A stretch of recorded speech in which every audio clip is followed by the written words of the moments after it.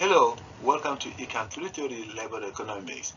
My name is Dr. Yaya Sissoko, Professor of Economics at the Department of Finance and Economics at Indiana University of Pennsylvania.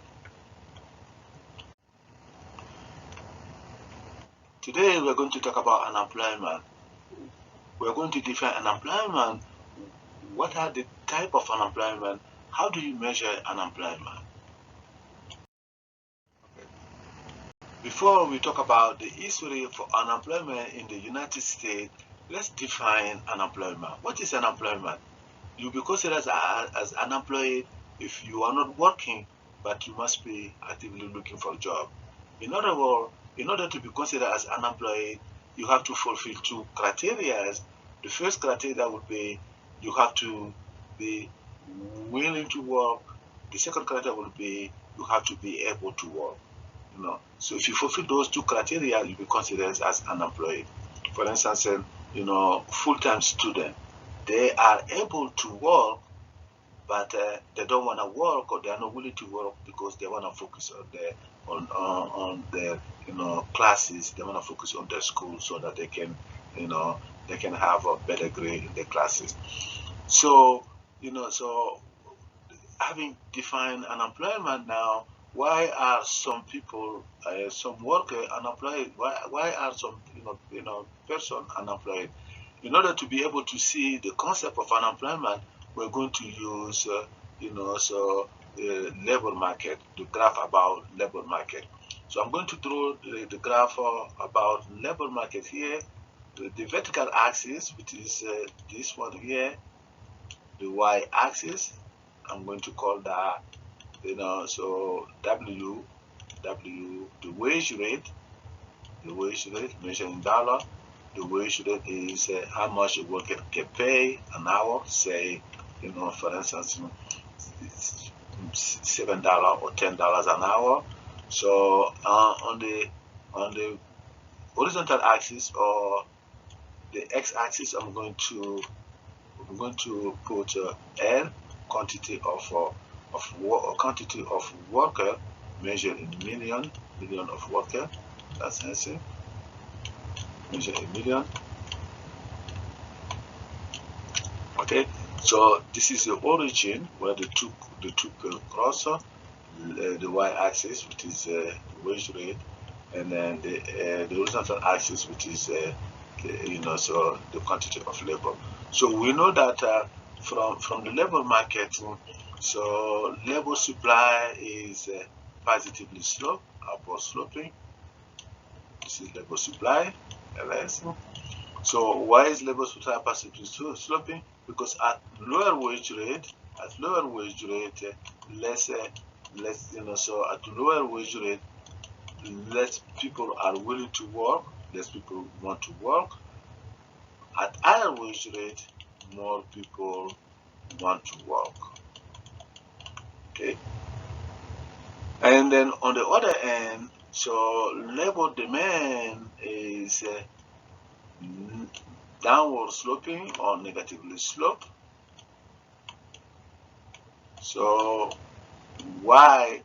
Because at higher wages, businesses want to hire less people because they have to pay more to the worker, so this will reduce the profit they could make it.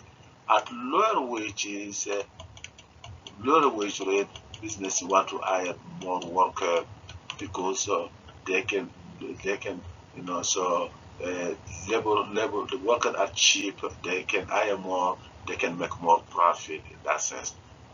So where is the equilibrium of the labor market here? The equilibrium would be at point E right here. Let's call this point E, the equilibrium point. So the equilibrium quantity of worker will be L star. Let's say, for instance, this is 1,000. So this is equal to 1,000,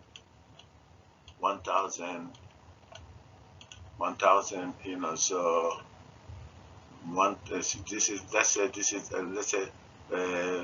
is 100 million of workers. Let's call it, instead of 1,000, let's call it 100 million of workers. So the equilibrium wage rate, which is the wage which will clear the labor market, W star, let's say this is equal to, for instance, $15, for instance, $15.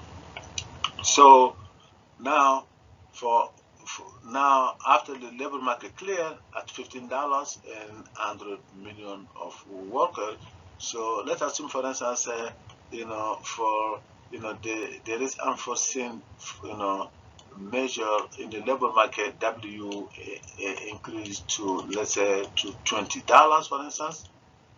So at $20, so business want to hire less worker. Let's assume, for instance, they want to hire 70 million workers, but at the same time, so more people want to work, so more people are willing to work.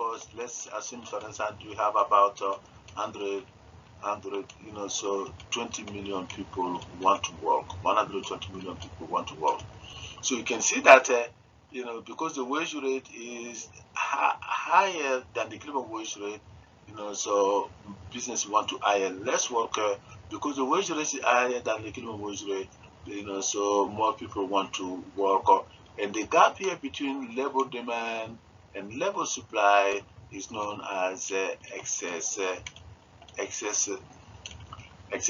supply or surplus of worker, and how much this surplus is known as unemployment.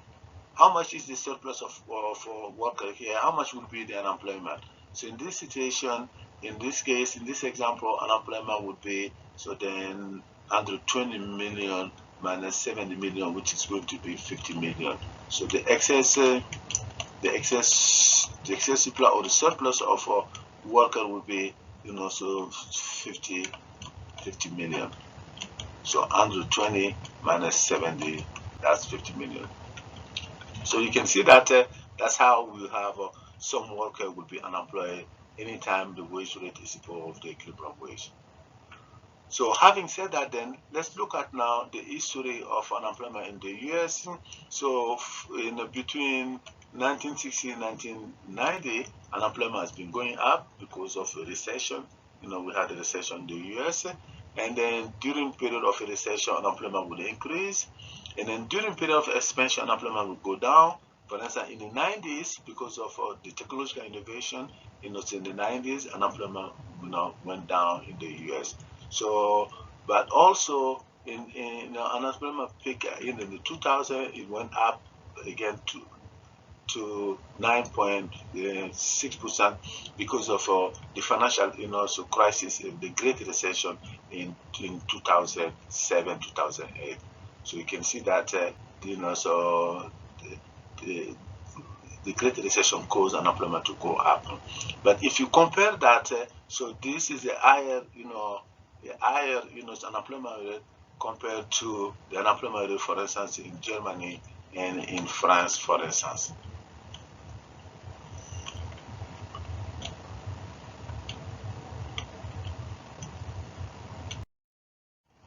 Let's now look at the graph of unemployment rate in the US from 1900 all the way up to 2017.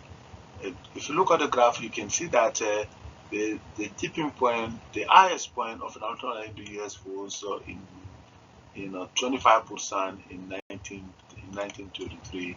This period was known as the Great Depression. The Great Depression started in 1929 and ended in 1933 unofficially. But unofficially was ended all the way up to 1940. At the beginning of the World War II. So if you look at that, then the lowest point of the unemployment in the US was in 1906. It was about 1%, and in 1944 it was also about so it was also about 1%. But these two periods were the lowest period of the unemployment rate. You can see that the unemployment rate never get close to 0%. Why? Because people are always moving between jobs, or people are retiring and coming back to the labor market. So if the student, for instance, if student graduate before they find their first job, they'll be unemployed. because of frictional unemployment will never be zero. But from 1944, the unemployment started to increase all the way up to the 80s. The highest point there was, about 10% in 1982. So you can see that it was gradually increasing, because of the recession, and then because of the, expansion, in the 90s, unemployment rate started to decrease, and the technological innovation, the internet was created, so because of that, and also the company, so were able to invest more in the technology, and unemployment rate went down. So the lowest point there was 4% in 2000. So also unemployment rate went up in 2007, 2008, due to the Great Recession, the financial crisis in the U.S., the housing bubble, and it tipped all the way up to 9.6% in 2010.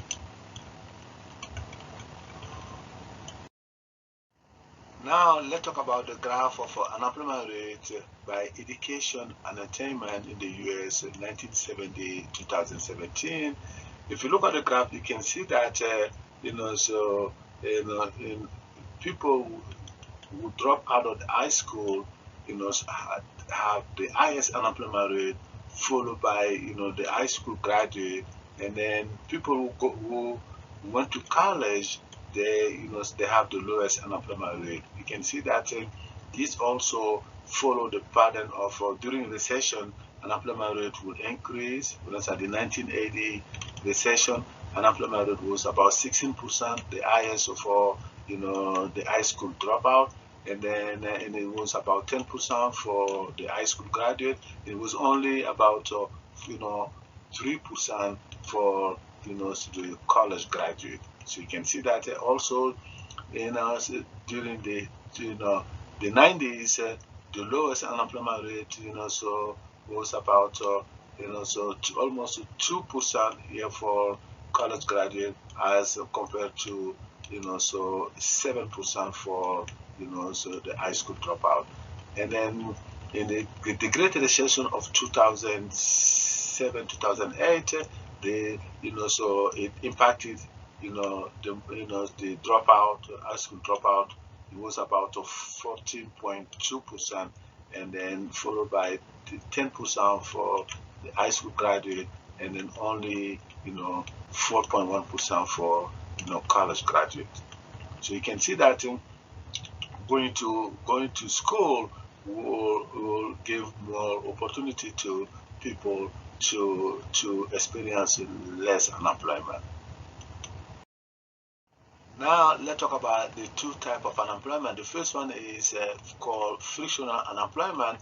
Frictional unemployment is the job search time. It would take someone to find his or her first job, or to find another job. For instance, a graduate